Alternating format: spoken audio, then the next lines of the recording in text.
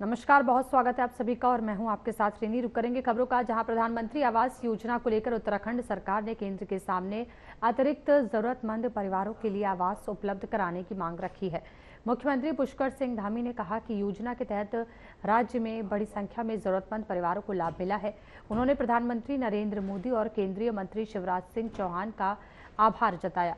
मुख्यमंत्री ने कहा कि सरकार का प्रयास है कि सभी पात्र परिवारों को बेहतर आवास की सुविधा मिले और इसके लिए अतिरिक्त परिवारों को भी योजना में शामिल करने की मांग की गई है, ताकि कोई भी पात्र परिवार आवास के लाभ से वंचित ना रहे।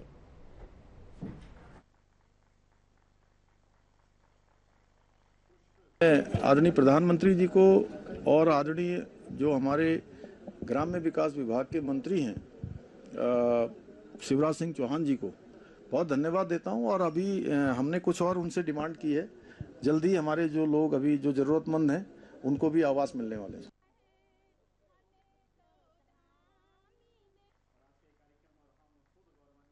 देहरादून में मुख्यमंत्री पुष्कर सिंह धामी ने ग्राम्य विकास एवं पलायन निवारण आयोग की बैठक ली। उन्होंने पर्वतीय क्षेत्रों से पलायन रोकने और रिवर्स पलायन को बढ़ावा देने के लिए योजनाओं को प्रभावी ढंग से लागू करने के निर्देश दिए हैं। सीएम ने गांवों में स्वरोजगार और आजीविका के अवसर बढ़ाने के साथ स्थानीय उत्पादों को बेहतर बाजार उपलब्ध कराने पर जोर दिया। उन्होंने योजनाओं की जानकारी गांवों तक पहुंचाने और प्रक्रियाओं को आसान बनाने की बात कही। धामी ने स्थानीय संसाधनों और युवाओं के कौशल को रोजगार से जोड़ने के निर्देश दिए।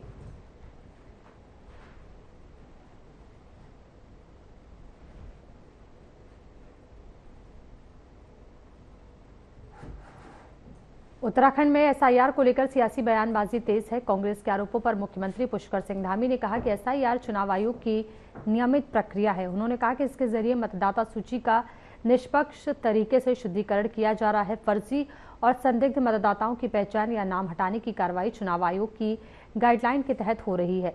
सीएम धामी ने कहा कि कांग्रेस की आपत्ति जायज होगी तो आयोग उस पर कार्रवाई करेगा। उन्होंने कहा कि फर्जी वोट हटाने पर किसी को आपत्ति नहीं होनी चाहिए।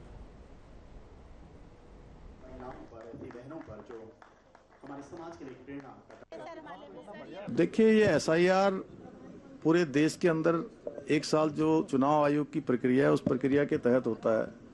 और कोई देश की आज़ादी के बाद कांग्रेस वालों को ऐसा लग रहा है कि पहली बार एसआईआर हो रहा है। एसआईआर हमेशा होते रहे हैं, लेकिन इस बार जो एसआईआर की प्रक्रिया है, वोटर लिस्टों का शुद्धिकरण, वो शुद्धिकरण बिल्कुल फेयर तरीके से हो रहा है। उसमें चुनाव आयोग की जो गाइडलाइन है उसके आधार पर काम हो रहा है।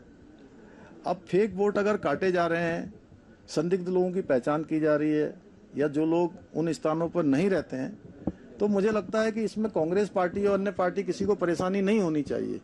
अगर उनको परेशानी हो रही है तो कहीं ना कहीं दूध में काला है, कहीं ना कहीं उनकी परेशानी का कोई कारण है। कोई जायज कारण होगा तो चुनाव आयोग उसका समाधान करेगा। देहरादून में मुख्यमंत्री पुष्कर सिंह धामी ने कहा कि उत्तराखंड में रिवर्स पलायन की रफ्तार बढ़ रही है। लोग गांव लौटकर रोजगार और स्वरोजगार से जुड़ रहे हैं। उन्होंने कहा कि मुख्यमंत्री स्वरोजगार योजना, पंडित दीनदयाल होमस्टे और एमएसएमई जैसी योजनाओं के जरिए स्थानीय युवाओं और प्रवासियों को गांव में ही आजीविका के अवसर देने का प्रयास किया जा रहा है। सीएम ने कहा कि स्थानीय संसाधनों और स्वरोजगार को बढ़ावा देकर पर्वतीय क्षेत्रों में रोजगार बढ़ाया जा रहा है, जिससे गांवों की अर्थव्यवस्था मजबूत हो सके।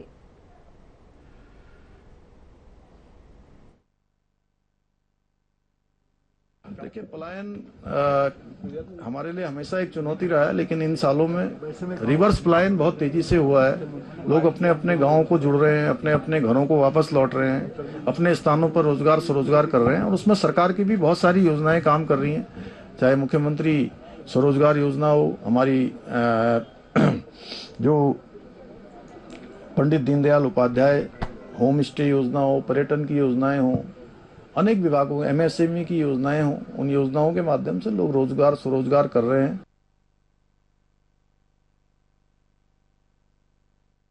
तो सीएम धामी हरिद्वार पहुंचे हैं और क्या कुछ कह रहे हैं, आइए आपको सुनाते हैं।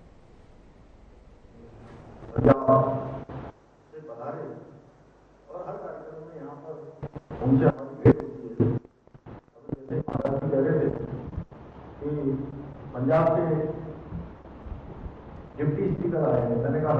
का आना होता है, अनेक कामों को आगे बढ़ाते हैं। थोड़ी मैं आपका स्वागत भी करता हूँ यहाँ हम सब की तरफ से, उत्तराखंड वासियों की तरफ से।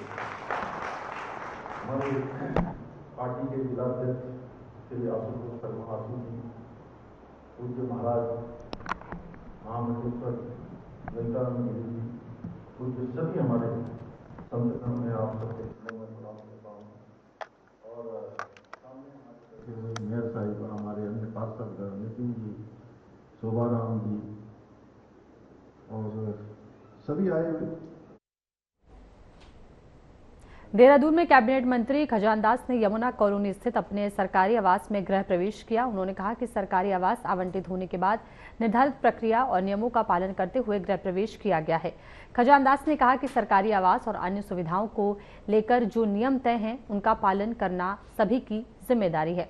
उन्होंने कहा कि विभागीय स्तर पर भी सभी व्यवस्थाएं नियमों के अनुसार आगे बढ़ाई जाएंगी।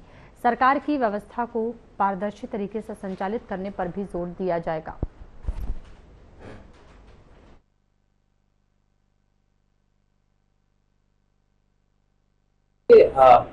विधिवत आज ऑफिस का उद्घाटन हुआ है। कुल मिला करके इस तरह से जो एक होता ही है सिस्टम के तहत पूजा अर्चना करने के बाद आज शुभारंभ पहले ऑफिस को ज्वाइन किया है। इसके लिए मैं भगवान का आशीर्वाद लेना बहुत जरूरी होता है, इसलिए पूजा अर्चना के बाद मैं अपने ऑफिस का संचालन करने वाला हूँ। देखिए, मैं समझ सकता हूँ कि समय बहुत कम है। उत्तराखंड देश का छठा पूर्ण साक्षर राज्य बन गया है। शिक्षा मंत्री डॉक्टर धन सिंह रावत ने बताया कि राष्ट्रीय शिक्षा नीति 2020 और उल्लास नवभारत साक्षरता कार्यक्रम के तहत राज्य ने 98.7% साक्षरता दर हासिल की है। राज्य में 7 वर्ष से अधिक उम्र की करीब 1,23,46,000 आबादी में 1,31,986 लोग निरक्षर पाए गए हैं। इससे पहले मिजोरम, गोवा, त्रिपुरा, हिमाचल प्रदेश और सिक्किम पूर्ण साक्षर राज्य बन चुके हैं। शिक्षा मंत्री ने कहा कि सरकार शिक्षा के क्षेत्र में तय लक्ष्यों को तेजी से पूरा कर रही है।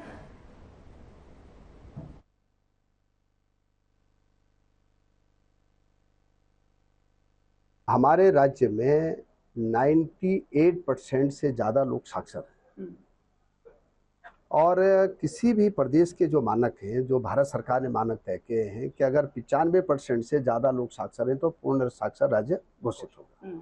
भारत सरकार के जो मानक हैं उस पे मैंने कहा है कि आज उत्तराखंड हमारा जो है 100% क्या हो गया, साक्षर हो गया है।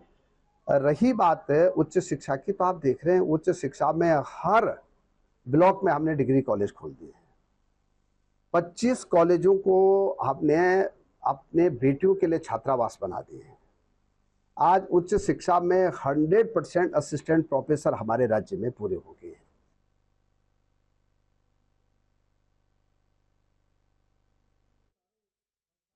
देहरादून में कांग्रेस वर्किंग कमेटी के कार्यक्रमों में राष्ट्रगीत वंदे मातरम के केवल शुरुआती 2 पद गाने के फैसले पर भाजपा ने कांग्रेस पर निशाना साधा है। बीजेपी प्रदेश प्रवक्ता मथुरा दत्त जोशी ने कांग्रेस के फैसले को दुर्भाग्यपूर्ण बताते हुए कहा कि पार्टी अपनी विदेशी मानसिकता से बाहर नहीं निकल पा रही है।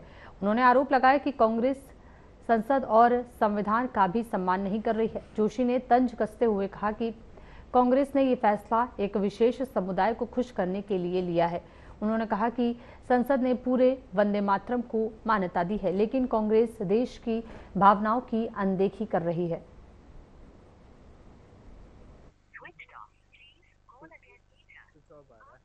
देखिए, वंदे मातरम के बारे में जो निर्णय कांग्रेस की वर्किंग कमेटी ने कर लिया है, निश्चित रूप से बहुत बड़ा दुर्भाग्यपूर्ण निर्णय है।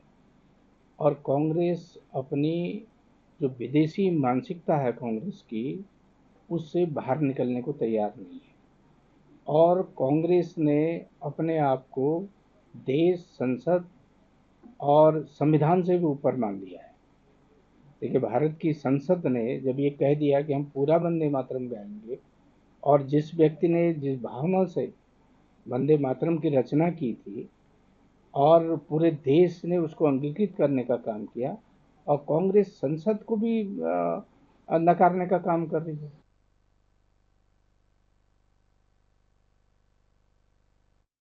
पौड़ी गढ़वाल में अंकिता भंडारी हत्याकांड को लेकर उत्तराखंड की सियासत फिर गर्मा गई है। पूर्व कैबिनेट मंत्री हरक सिंह रावत ने कहा कि अंकिता को अब तक पूरा न्याय नहीं मिला है और मामले से जुड़े कई सवालों के जवाब सामने आना बाकी हैं।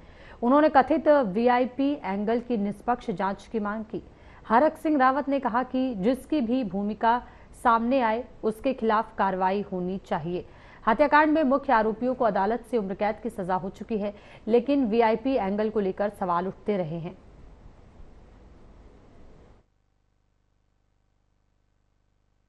कि ये मैं सोचता हूं कि इससे बड़ा दुर्भाग्य नहीं हो सकता और इससे बड़ी शर्मनाक बात नहीं हो सकती। मैं एक उदाहरण दे रहा हूं। जब जैनी प्रकरण में मेरे पे एक आरोप लगा था, सिर्फ आरोप लगा था, तो मैंने तत्काल विधानसभा से मंत्री पद से इस्तीफा दिया था और ये संकल्प लिया था कि किसी सार्वजनिक कार्यक्रम में भाग नहीं लूंगा और जब तक सीबीआई की जांच कोर्ट से मुझको न्याय नहीं मिल गया तब तक मैंने विधानसभा के अंदर भी कदम नहीं रखा और किसी सार्वजनिक कार्यक्रम में भाग नहीं लिया। आज मुझे ये इससे बड़ा दुर्भाग्य नहीं हो सकता है। एक तरफ सीबीआई की जांच चल रही है और जिस सीबीआई की जांच में दो नाम चर्चाओं में हैं, एक प्रदेश के महामंत्री संगठन और दूसरा प्रदेश के प्रभारी भारतीय जनता पार्टी। देहरादून में अंकिता भंडारी हत्याकांड को लेकर उत्तराखंड की सियासत फिर गर्मा गई है। अंकिता के माता पिता ने दिल्ली में कांग्रेस नेता राहुल गांधी से मुलाकात कर जल्द न्याय की मांग की है। कांग्रेस ने सरकार पर कथित वीआईपी को बचाने और जांच में देरी का आरोप लगाया।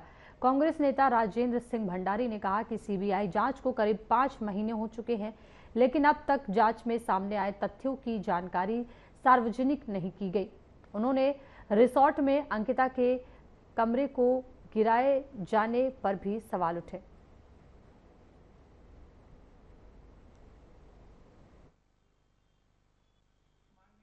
हम धामी जी से पूछना चाहते हैं कि धामी जी, अंकिता भंडारी के मामले में सीबीआई की जांच ठंडे बस्ते में क्यों?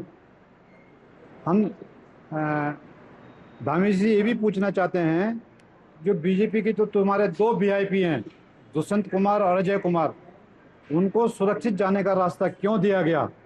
क्यों एक का राजस्थान में प्रमोशन किया गया है और क्यों? देखिए, अंकिता भंडारी को न्याय दिलाना पूरे प्रदेश की जिम्मेवारी है। अंकिता भंडारी में जो सीबीआई जांच हो रही है उसकी प्रगति रिपोर्ट को सार्वजनिक किया जाना चाहिए और जांच में जो तथ्य नए आए हैं वो भी पब्लिक को, जनता को बताना चाहिए। हाल में ही अंकिता भंडारी के माता पिता राहुल जी से भी मिले हैं और वो भी इन बिंदुओं को लेकर जो हमने बिंदु आपके सामने रखे हैं कि वो चाहते हैं कि सीबीआई जांच। पौड़ी गढ़वाल जिले में घरेलू एलपीजी उपभोक्ताओं की ई-केवाईसी प्रक्रिया तेजी से चल रही है। जिले के कुल 2,31,350 घरेलू एलपीजी उपभोक्ताओं में से 1,82,370 की ई-केवाईसी पूरी हो चुकी है, यानी 78% से ज्यादा उपभोक्ता ये प्रक्रिया पूरी कर चुके हैं। जिलाधिकारी स्वाति एस भदौरिया ने बाकी उपभोक्ताओं से जल्द ई-केवाईसी कराने की अपील की है। उन्होंने कहा कि समय पर प्रक्रिया पूरी होने से गैस बुकिंग और अन्य सेवाओं का लाभ लेने में परेशानी नहीं होगी। उपभोक्ता अपनी गैस एजेंसी से संपर्क कर ई-केवाईसी करा सकते हैं।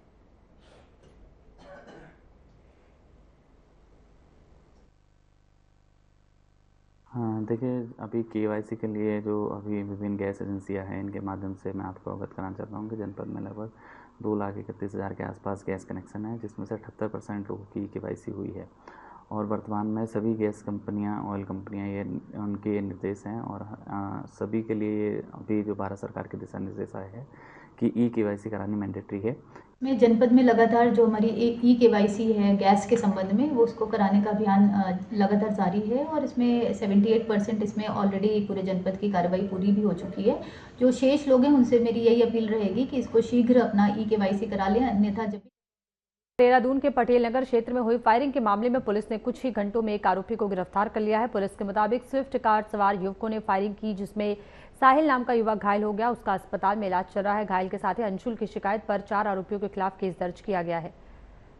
आज सांय को थाना पटेल नगर पर एक सूचना प्राप्त हुई थी कि पटेल नगर में जो ITS कॉलेज वाली रोड है वहाँ 2 गुटों में जो है कुछ मारपीट और फायरिंग की घटना हुई है। तत्काल पुलिस द्वारा मौके पर वहाँ पहुंचकर छानबीन की गई। इस बीच जो एक व्यक्ति जिसको कि फायरिंग में गोली लगने की सूचना प्राप्त। देहरादून में नेहरू कॉलोनी थाने में सरकारी नौकरी दिलाने के नाम पर करीब 32 लाख रुपए की धोखाधड़ी का मामला सामने आया है। निजी अस्पताल में कार्यरत नर्सिंग स्टाफ ने आरोप लगाया कि चारू चंद्र जोशी ने खुद को स्वास्थ्य विभाग का ड्रग इंस्पेक्टर बताकर नौकरी लगवाने और शादी का झांसा दिया। पुलिस ने मुकदमा दर्ज कर बैंक खातों और वित्तीय लेन देन की जाँच शुरू कर दी है। थाना नेहरू कॉलोनी पर एक तहरीर दी गई जिसमें उनके द्वारा आरोप ये लगाया गया कि वो 2024 एक प्राइवेट अस्पताल में नर्सिंग स्टाफ के पद पर कार्यरत हैं। उनके द्वारा शादी ऋषिकेश में उत्तराखंड परिवहन निगम के कर्मचारियों को पिछले 2 महीनों से वेतन नहीं मिलने पर आक्रोश बढ़ता जा रहा है। रोडवेज कर्मचारी संयुक्त परिषद के बैनर तले कर्मचारियों ने 1 घंटे का कार्य बहिष्कार कर निगम प्रबंधन के खिलाफ प्रदर्शन किया। और आज वेतन के चक्कर में हम लोग दोनों संगठन एक हुए और हमने वेतन के चक्कर में आज कार्य बहिष्कार 1 घंटे का करा। कल को हम लोग धीरे धीरे अगर वेतन ना आता तो धीरे धीरे इसे बढ़ाया जाएगा आगे। और निगम प्रबंधक ने हमें ऐसे हाल पर खड़ा कर दिया, कोई कर्मचारी बेचारा किराए पे रह रहा, कोई। बागेश्वर के कपकोट विधानसभा में 8 किलोमीटर सड़क निर्माण की मांग को लेकर ग्रामीणों का आंदोलन तेज हो गया है। फुलवाड़ी, फलाचौरा और खालीधार सड़क की मांग को लेकर पिछले 1 महीने से आंदोलन कर रहे हजारों ग्रामीणों ने बागेश्वर जिला मुख्यालय में जन आक्रोश रैली निकाली। अपने कपकोट विधानसभा के अंदर जो मैं लगातार कहता हूं कि 10 बार जो ग्राम पंचायतें हैं आज वो सड़क से महरूम है और उसी का परिणाम है जो जन आंदोलन आज हमारे कलेक्ट्रेट सभागार में यहाँ उपस्थित हुआ है। और दुर्भाग्य से मैंने इस विषय के संबंध में लगातार जो मॉनिटरिंग करी क्षेत्र की, तो मुझे ये पाया गया कि जो हमारी जो बीच की जो संवाद की कड़ी थी वो समाप्त हो गई, जिसका कारण जो है अभी मैं सुमगढ़ का आपको उदाहरण दे रहा हूँ। परिवर्तन अगर ऊपर वाला आदमी इसी टाइप का सोच कर मिलेगा तो कभी नहीं होगा परिवर्तन। लिख के ले लो, इसी ये तो लिख के ले लो आप लोग, कुछ नहीं। देखिए 15 दिसंबर 2019 को मौजूदा कपकोट के विधायक, ब्लॉक प्रमुख, वहाँ के जिला पंचायत सदस्य जो वर्तमान में भाजपा के जिलाध्यक्ष हैं, उनके माध्यम से फीता काट करके मशीन की 4 खरोंच लगाकर यह जो आंदोलन है ये अब परिवर्तनकारी आंदोलन है। ये उन तमाम जनप्रतिनिधियों के लिए जो आने वाला वक्त है, जो आने वक्त के चुनाव है, उस चुनाव के लिए उनके लिए एक चैलेंज होगा, क्योंकि अब जनता देखिए फुलवाड़ी के जो ग्रामवासी हैं वो काफी समय से इस आंदोलन देहरादून के प्रेमनगर क्षेत्र में पुलिस ने देर रात पीजी और हॉस्टलों में औचक चेकिंग अभियान चलाया। अभियान के दौरान 4 हॉस्टलों में अनियमितता मिलने पर संचालकों को नोटिस जारी किया गया। पुलिस ने बिना सत्यापन छात्रों को रखने पर कड़ी चेतावनी दी है।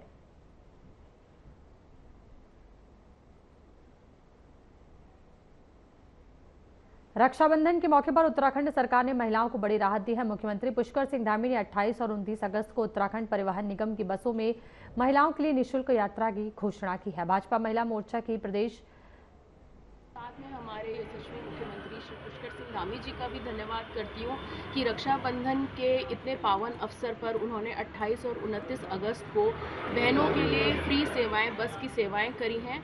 आप देखिए कि इससे ना ही मुख्यमंत्री जी का एक फ्री बस सेवा की नज़र से देखें, बट उनकी एक विजन आप देखें कि वो बहनों के लिए कितना सोच रहे हैं। रक्षाबंधन को लेकर देहरादून की ग्रामीण महिलाएं हस्त निर्मित राखियां बनाकर स्वरोजगार की मिसाल पेश कर रही हैं। मालदेवता की लीला रावत और उनकी बहू अलका रावत ने इस साल 2000 से ज्यादा राखियां बनाने का लक्ष्य रखा है, जिसमें करीब 1500 राखियां तैयार हो चुकी हैं।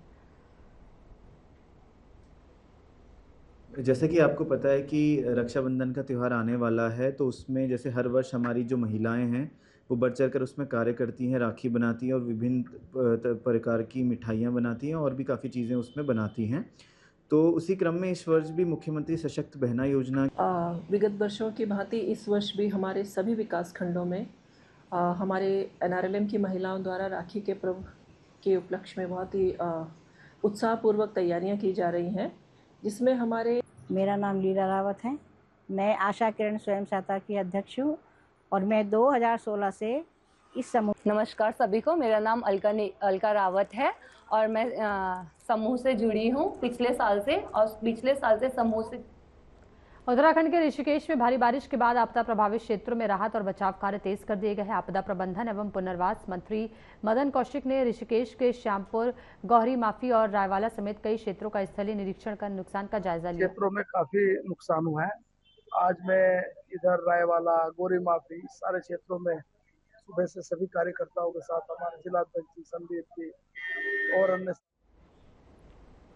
और इस बुलेटिन में फिलहाल इतना ही। बने रहिए हमारे साथ। नमस्कार।